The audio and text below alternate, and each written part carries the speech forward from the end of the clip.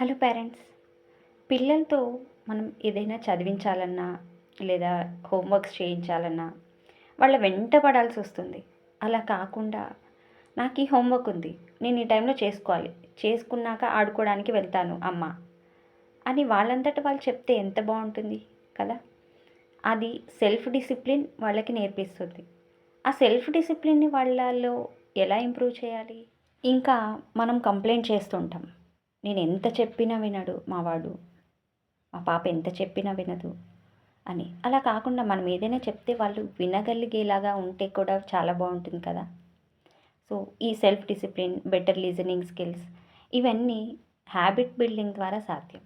ఆ habit building ఎలా చేసుకోవాలి, ఎలాంటి హ్యాబిట్స్ బిల్డ్ చేస్తే వాళ్ళకి ఇవన్నీ ఇంప్రూవ్ అవుతాయి అని తెలుసుకోవాలి అంటే నాకు డిఎం చేయండి. Let's discuss together.